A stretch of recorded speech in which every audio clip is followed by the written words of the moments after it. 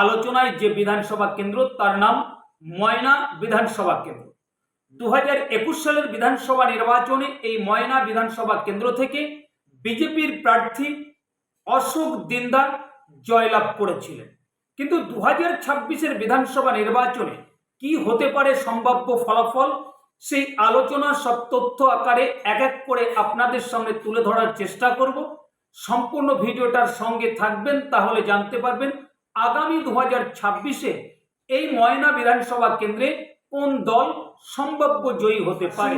আলোচনাতে আসা যাক।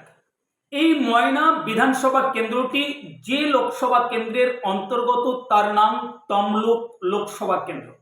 আর 2024-এর লোকসভা নির্বাচনের সময় পশ্চিমবঙ্গে যে কটি লোকসভা কেন্দ্র নিয়ে আলোচনা বা চর্চা চলেছে তার মধ্যে এই তমলুক লোকসভা কেন্দ্রটি ছিল অন্যতম।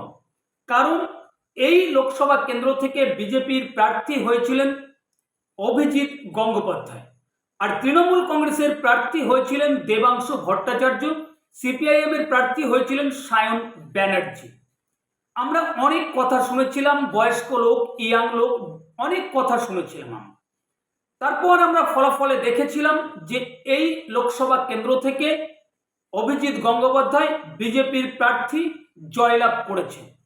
আর এই লোকসভা কেন্দ্রের অন্তর্গত যে 7টি বিধানসভা কেন্দ্র, সবকটি বিধানসভা কেন্দ্র থেকে বিজেপির প্রার্থী অভিজিৎ গঙ্গোপাধ্যায় এগিয়েছিলেন। তাই আমাদের এই প্রতিবেদন করার আগে আমরা এই ময়না বিধানসভা কেন্দ্রের কিছু সংখ্যক জনগণের কাছে আমরা প্রশ্ন করেছিলাম, আমরা জানতে চেয়েছিলাম তাদের সেই উত্তর, তাদের মতামত। আর এই